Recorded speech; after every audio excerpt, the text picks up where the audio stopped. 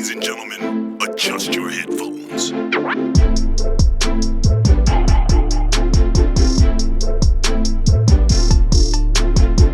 Come on in and shut the front door. You are welcome to the You Should Know Better podcast. The news from the antagonist's shoes. We are back. Is it series 5? The Christian, the producer, is telling me it's series 5, episode 4, and we are back with the man, the myth. He told you wrong. It's episode the 3. legend. Is it episode 3? Christian, you fucked me up there. Look at this guy. Look what The producer's gonna be fired at this point. You should know what episode. Why are you telling Michael? You're not telling me. Anyway, we're here with the man, the myth, the legend, Femzilla. Femzilla, welcome to the podcast, my guy. Femzilla. We've been trying to get this guy on the pod for since the beginning, but he's just been too busy. He's been too busy on world tours and doing shows around the world. I'm across the world, baby. I'm international. You know that.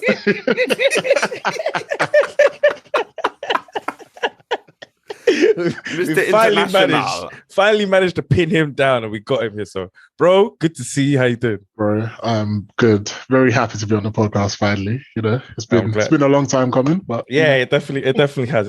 What I'm gonna do is, for those who don't know, right, I'm not even getting started about. But Michael right now is wearing a full-on roadman jacket. It's a light. It's a Macintosh. Michael is blacked out right now, looking like he just robbed someo's yard. Yeah, so he jumps off the pod in the next 5 minutes. Yeah, just the person whose house he robbed has come back. So just bear that in mind. But Femi, I'm gonna allow you to introduce yourself, what you do, and then drop your handles, and we can jump right into your story, bro.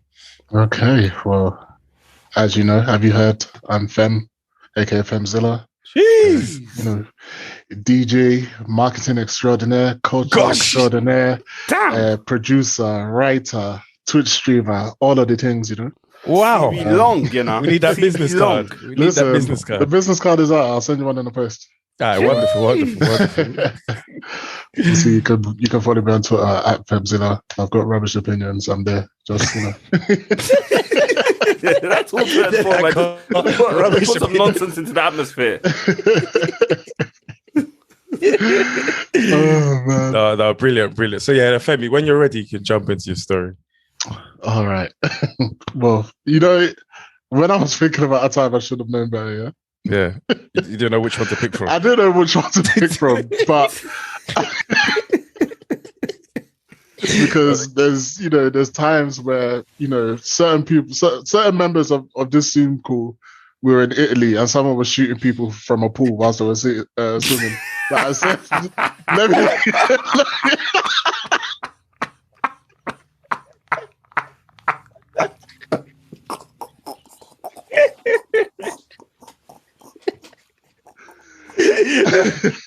Listen, they'll kill me. I'm not going to go there because I don't know if the statute of limitations or something. I know when this guy's come back for us, you know what I'm saying?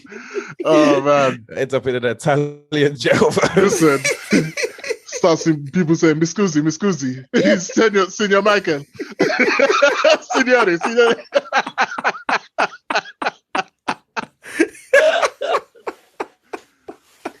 Nah. Hey. No, but I'll tell one from my early 20s because we're getting to that point now. But as you guys know, at one point I was running a very popular venue in Shoreditch. Jeez, R.I.P. But things are gone. Things have changed. Yeah, remember that. And I, at that point, I thought I was kind of the man. Popular venue. Get invited to parties, you get to see celebrities, you think are cool, blah, blah, blah. Yeah, I hear that. And around the time, I'm not going to mention any names, but there was one member of a certain rap group that people knew for being a menace. Wait. Give us kind of an idea of the rap group, just... It's very popular. One of the members was shutting things down in Shoreditch at certain times, if that's a hint. Who the fuck is he talking about? Shutting things down in Shoreditch. Okay, so shut down. It must. Who's that? Skepta. Mm-hmm. Okay, so It wasn't. No, it wasn't him, but it was part of that crew. But it was part of that crew. Yeah. Okay. Yeah. I was about to say B2K, bro. Me and Omari were just fighting, dude. But it's BBK.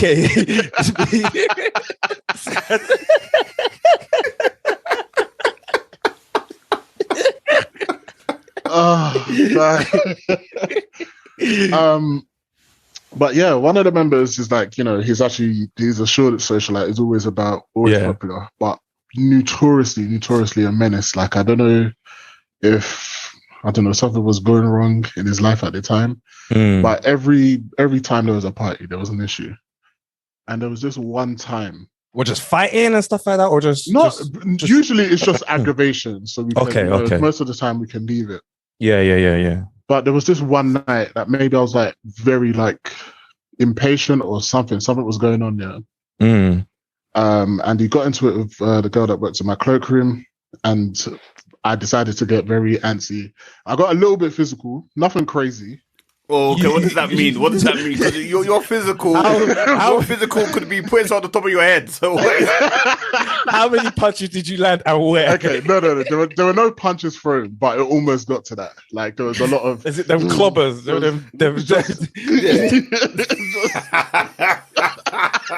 Hey, I don't feel safe. That could have come through the screen. Dude, listen, don't put on your 3D glasses for this episode. I'm telling you. He did that knock on the head. You go down into the ground like a nail.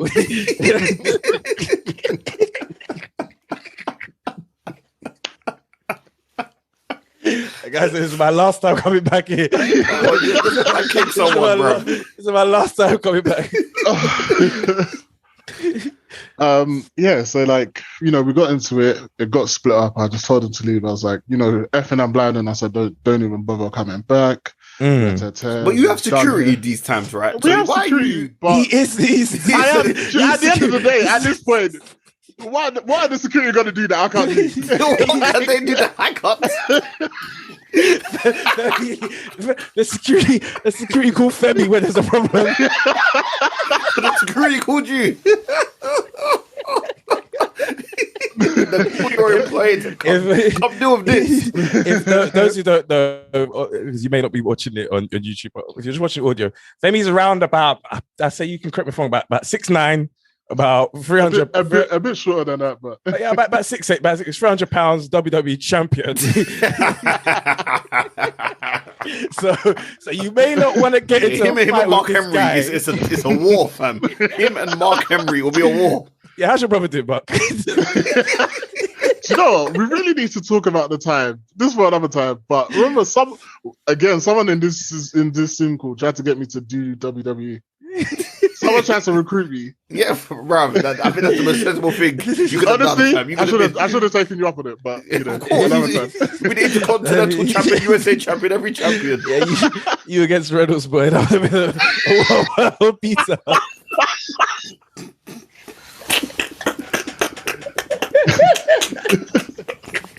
Shout out to him and congrats on his new baby as well. Congrats. Congrats to him. I had something else, but go on. We'll talk about it later.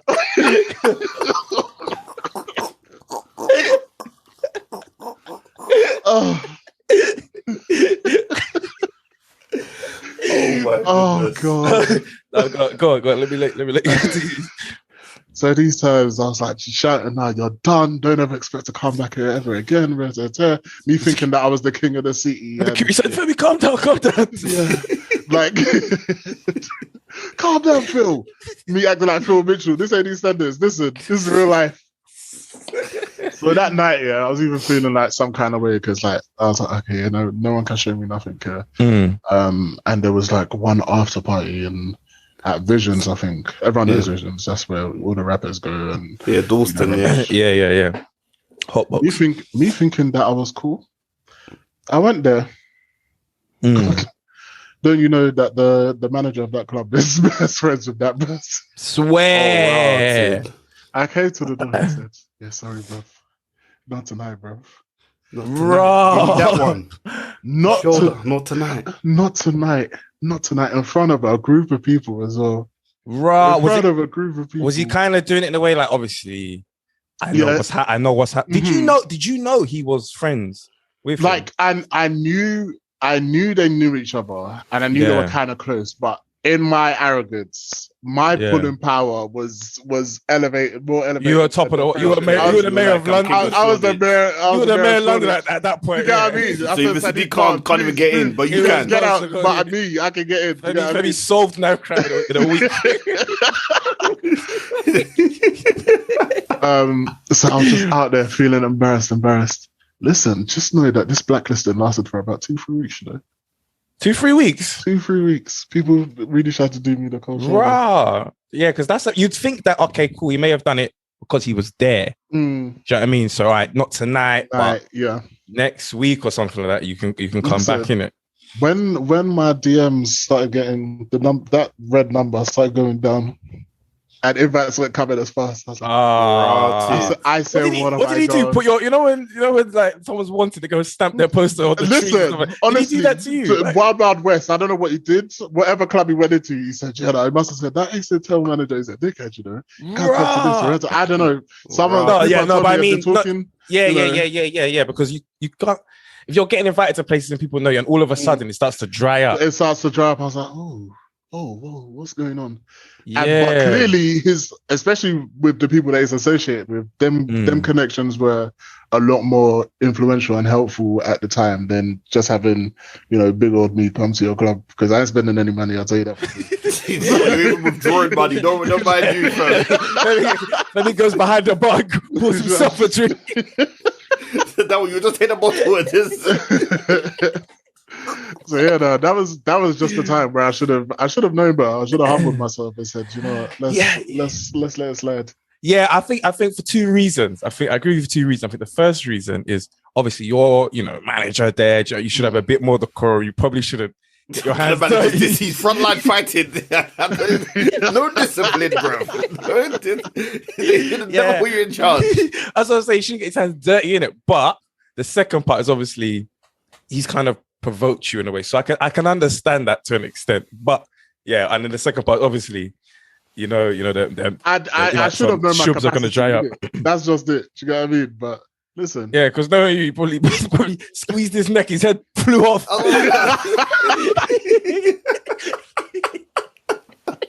That's what I'm saying. When he said it gets physical, I want to see the CCTV. Yeah. I know this was a beatdown. That's the CCTV turns itself off. He's not gonna get in trouble. No face, no case. No, listen, no face, no case. But that person. But obviously, you still in the music scene, because obviously I know that venue shut down now. Like, or you still kind of doing the music. That's real RIP. Real RIP today. Yeah, honestly, very very iconic venue. Yeah, it really was. Some of the best years of my life in that place. Listen. Still definitely doing music. I've taken a bit of a step back with music, honestly, because sometimes bill have to pay, and you have to. How about the Twitch stuff? I'm not too involved in that community, but I see you doing your thing now. I can't lie. Yeah, Twitch has been real good. That was definitely like a lockdown project. I picked up Twitch, tried to take some of my other talents to that platform and, integrate them and switch things up. So I started doing like a radio show on there. Oh yeah, that was really cool. That was a good way to like integrate the music and the Twitch stuff. And then Twitch said, "Hey, DMCA takedown." Oh, for real? What legal issues? Let me teach you about that. So Twitch got locked down on the music front. And then kind of migrated to more of the gaming side of that, which has been really good. I've worked with like some massive brands, worked on some great titles. And it's been really, really good. There's a nice little community over there. It's great that there's a big Black Twitch UK community. I think it's something else. You're too childish, man. You're too childish. How old are you? Look at him, this guy. Childish. No, your brain's in the gutter. That's not what I was thinking. Your brain is in the gutter. Childish. Your brain was in the gutter. That's not what I was thinking. But yeah, Femi, no, honestly, Love for having you on the pod.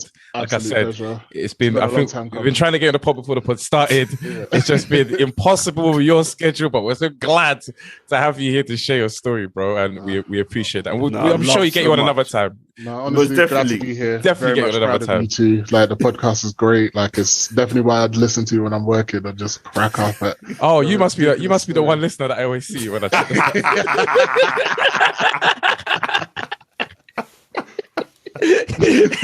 Oh my goodness, love Femi, man. No, appreciate that, bro. Guys. Easy.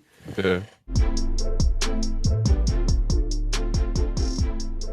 Femzilla, let's move on to the main segment of the pod. This is the You Should Know Better segment. This is where we look at a prominent news story, consider it from an antagonist shoes, and ask ourselves, should they have known better? So, Junior, obviously the Met Police, man, they've been in the mud. Caressa Dick, she got ousted. She jumped ship. Sadiq Khan said he had no faith in her, so she ducked out. And now we're on the look for a new Met commissioner. Obviously, the Met been in the mud. There was reports coming out of the station at Charing Cross saying that there was a culture of homophobia, misogyny, racism, and bigotry, which she has not cleared up. So there is a Met Police commander. He goes by the name of what's his name? Julian Bennett. And he faces dismissal for gross misconduct. Allegedly, he took some trips to France just before and during the era of the pandemic. And he allegedly, he took some drugs, man. He took some cannabis, LSD, and magic mushrooms. However, what must be noted about Mr. Bennett is that he wrote the Met Police current drug strategy. So that looks like a conflict of interest if I ever saw one. So Junior is going to be put into the shoes of Commander Bennett. Not really hard considering those drugs I mentioned. And in the shoes, Mr. Bennett. Sorry, what was that? What?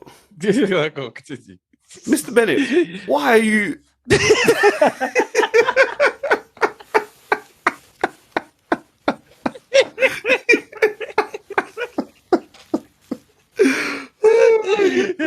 We need one, minimum one every series. Minimum one. Why are you, Mr. Bennett? Yeah, why are you taking drugs, man? Why are you taking drugs? What's wrong with you? Sorry, didn't see you there, lad. Didn't see you there, lad. Adding cocaine to the mix. Okay. What was the question?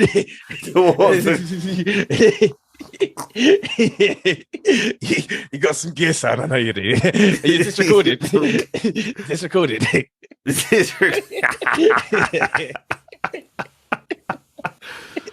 No. All right, no, I heard what you said. Look, it couldn't have been me who took the drugs around that period, right? I was in, we were all in the pandemic. Yeah, all in the pandemic, all in lockdown. My dealer's locked down, so there's no way. Your dealer couldn't get the drugs. Nah. I only just got them today. I'll be honest with you. I only got them today. But... so it couldn't have been me. Could have been, you went to France. So apparently you were going to France. You're getting the Eurostar to get these drugs, man. Well, look, I was in France, right? Yeah. I did get a little bit of the reefer. Yeah. Because I had some problems with my face. Yeah, as you usually do when you take a bit too much Molly at a festival. So I mean, when how'd you get Molly then? Molly, that's my sister. How'd you know her? Do I know? Maybe I do. Who knows? But so Molly, cannabis, cocaine. But the thing is, I don't understand. Yeah, obviously you're writing the report how to fight. The misuse of drugs, Yeah. And you're out here misusing drugs. That's listen. Yeah, I did write the report, but how do you think I managed to do that? Listen, I was in charge of TSG, right? TSG, okay? So, I know 6-7, they were ducking from the TSG vans.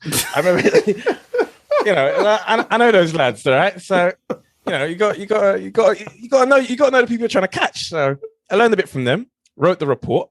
Yeah. That's how I did it. You got to know your enemy.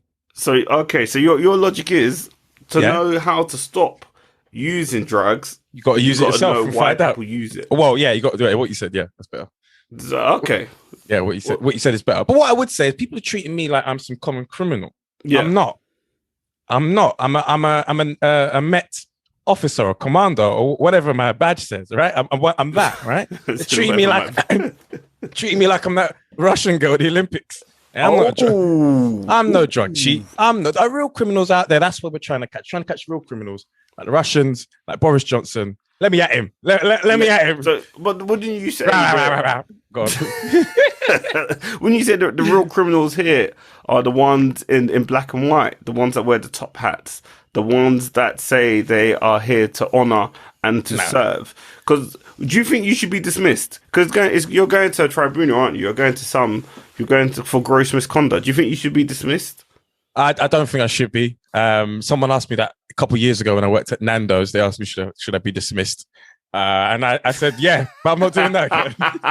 I'm not doing that again. Real criminals are the ones.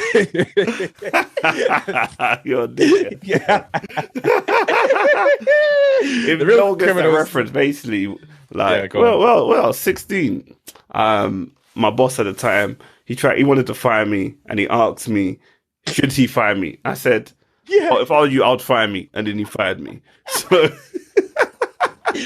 Michael fired himself. Yes, I fired myself.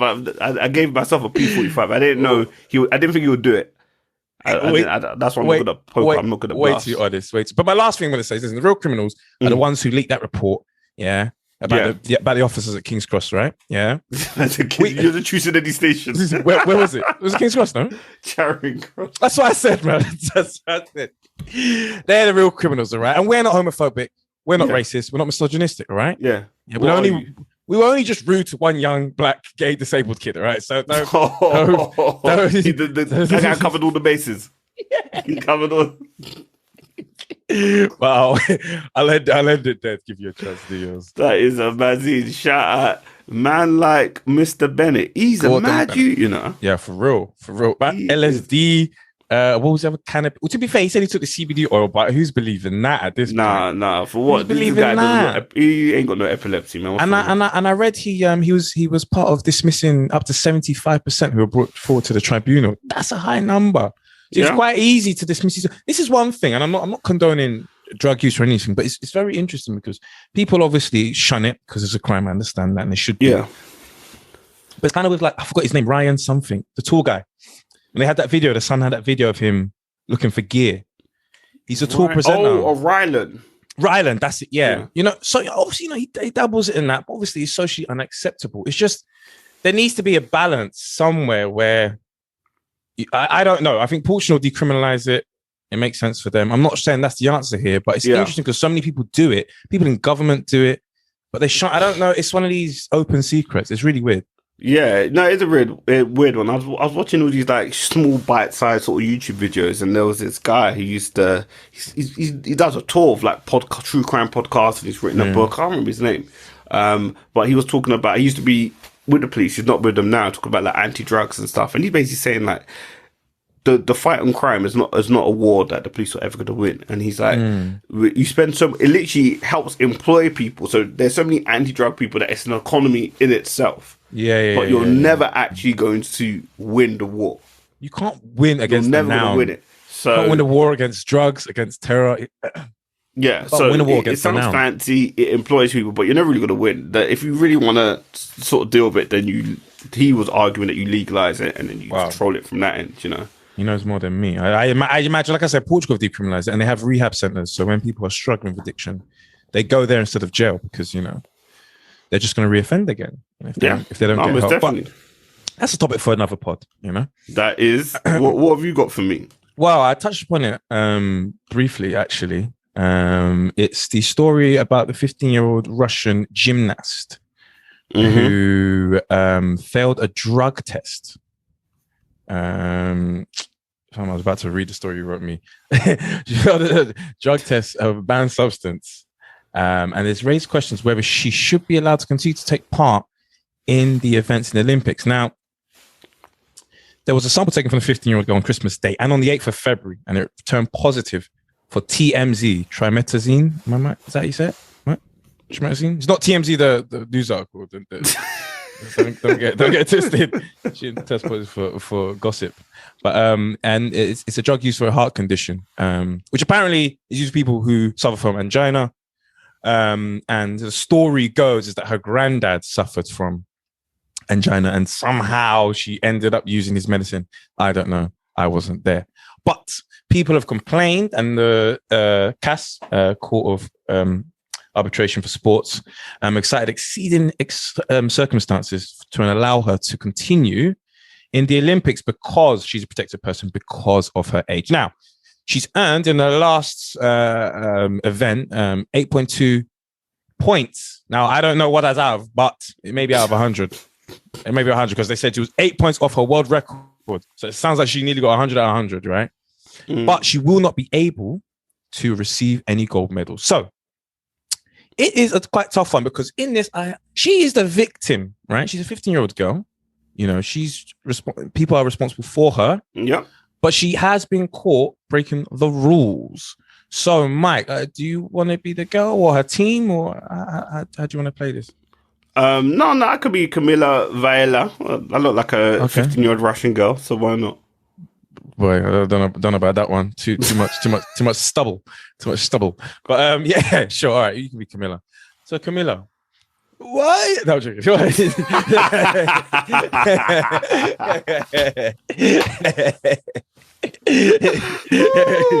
No. So you've been caught up in this. Now, obviously, you know, your own person, we like to see you as a victim. But how has this happened? How did you get yourself caught up in this mix? I look after grandfather. No, I can't remember to do a Russian accent. No. You already know Putin last week. Yeah. Bruv, that man's on the border ready to let it rip. But anyway, he's ready to move mad. No, I think that, look, I'm 15. I live with my grandfather. I look after him. He has medications. I have multivitamins. Sometimes they get mixed up. What's the issue? So you're saying this was just a one-time mix-up? It wasn't your team, because as you know, Russia has a long history with doping, and there was a scandal in Sochi in 2014. Yeah, there was a very good documentary about it. I think it's sometimes Russia has bad reputation, but you have to look at the West as well. The West isn't perfect. You look at Lance Armstrong. This man was doping, cycling to dope to cycle, and then what did you guys do about it? But you still blame Russia. No, they took all these medals. Yeah, but what I'm saying is, on America Golden Boy, American Dream, he was doping. Yeah, but you can't just say Russia. You got to look at what's going on in your own. Yeah, but there's a long history, especially with the Winter Games. Is what I'm trying to point out. The Winter Games. It's cold in Russia, so of course we're going to do well. No. This is about drug taking. This is about drug use. Yeah, drug doping. This is about drug doping. Drug doping, yeah. That's the thing. We have a very good anti-doping agency in Russia. I recommend you come see our labs. No, brother. Why don't you want to come? No, I'm not. That's the last time they told anybody to come and visit someone. They were dicing them up. I'm not. Oh, the thing, you're very hostile towards Russia. That wasn't even aimed at Russia. That was just. You're very hostile. That's the problem. You Western journalist or whatever you want to call yourself. Journalist. Yeah, I'm just a humble human. Humble human. The thing, what you guys write is not good about Russia. It's not good. So do you feel like you should be allowed to get your medals? Because you're doing very well. You're cited as one of the best in the world. Okay, I train very hard. And do drugs. But do you feel that? Do you feel that you should be able to? You don't have relatives. You don't have relatives that take medication. No, wait. Depends what kind of medication we're talking. You don't have a relative. They take medication, or everyone healthy. But you admit that it's giving you an advantage, right? Look, angina is for the heart. Yeah, but I've got young heart. I don't increase blood flow to my heart. Yeah. But you admit that it's giving you an advantage. So do you understand the issue that people have dealing with this? Well, if that's the case, if it's advantage, yeah, why isn't my grandfather winning Olympics? No, he's old, isn't he? He's not as physically fit as you. Plus, then you know, if it's advantage, why isn't he winning the Olympics? Why can't he win 100 meters? Listen, how old is your granddad? Why can't he be Usain Bolt? Who's the new one? Guy was on the front line in Eastern Front in Stalingrad. They telling me he's coming to get involved. Eastern Front. He's Stalingrad in 42. Well, why not my grandpa? So this is the thing. You say it's given an enhancement. Why are these people struggling? Well, I think you're smart enough, girl. You understand why you know people your age might have an advantage. Well, do have an advantage. The problem is what the question I'm asking you: do you feel like you should get your medals? Of course. You know, Winter Olympics is not all the time. But even if you took it by accident, you have still gained an advantage. Do you then think you should? It's theoretical advantage. Me, if I'm the best in the world, and the other people they're not close to me, then even without this advantage, I'll still be best in the world. All right. Well, do you know what? I hope we get to see that. I hope when's the next one? 2024 probably be. I hope we get to see you perform again. You know, and I hope. Oh look, I've got many years at the top. I hope you and your country clean up your act. Oh, see, look at this hostility. You know, one day the thing is, it's because you're in the UK. I thought the Salisbury thing would have scared some people. Who told you? But it's emboldened some people. You know, because look how you're talking. That Salisbury thing should have. I told you, but I'm from Ghana. I'm filming from. from Ghana. Don't locate your coordinates. Don't mind them. Them man, yeah. them man. After that Salisbury thing, I know to. Yeah, yeah. No. Even was it in 06? They Alexandra Litvinenko. Brother, that man lost everything. He lost all his hair. He was in that hospital. It's interesting. Because I watched a doc on Wanted Criminals on Netflix, and this big like crime lord in Russia, right? And this Litvinenko was doing like voice recordings. I don't know what agency it was. I think it was a Ukrainian agency. He was doing voice notes. Then obviously he had to flee because they were coming from. Then obviously the Itsu or whatever it was, I can't remember. In London, bro. Plutonium. They got in plutonium. I was like, whoa. Bro, this man was wasting away. What medication were they giving him? They couldn't do anything. Can't save him. Can't save him. It's scary. It's scary. So I just want to reiterate that we are in full support of anything Russia and the Commonwealth of Independent States do. We are firmly behind you. NATO. Scumbags. Brother, yeah, that man. Look, that man don't mess about. No, but it is a bit sad because I imagine this girl's got a team around it. Obviously, we don't know what happened. Yeah, but they shouldn't really cloud it behind because obviously Russia does have this scandal. But who says it's the same thing? We don't know. It probably might be, but you don't know. That's the unfortunate thing. Exactly. If she was French now, there would be all this wahala in it. But obviously it's where she comes from, and obviously we know what happened in Sochi, and there was a very good documentary. If you've not seen it on Netflix about the Sochi, I haven't watched it yet. No, very very good, very enlightening. We are running out of time, so I'm just going to quickly do a throwback. So the 16th of Feb 1972. This is 50-year-old throwback. It's because obviously the prices of electricity and gas have gone up, in part due to what's going on the border of Russia and Ukraine. But there was a miners' strike. So there was rationing of electricity and coal. Coal. Oh shit. Johnson, bring it back. Run it back. We're trying to use wind farms and solar panels, so run back the coal. That man's a menace. I heard in the news he's been giving advice to the French right-wing presidential candidate or something like that. Oh, Marie Le Pen. Be authentic. That was another January 6th. Oh man. So apparently there was a shortage of electricity. Electricity was on a rota basis. And that meant that people couldn't go to work. You were going to work like 2 or 3 times a week. And they were striking the miners to get pay rise, which they did. They were looking for they were demanding a £9 a week pay rise to an average of £25. I don't know what that is in today's money, but who cares? Oh, a week, boy. Yeah, it's mad. But yeah, that's gonna be us. Nice, short, sweet. This has been another episode of You Should Know Better. Have a great week, and don't make us say anything that's gonna make us say you should know better. Take care and peace. You know a bit.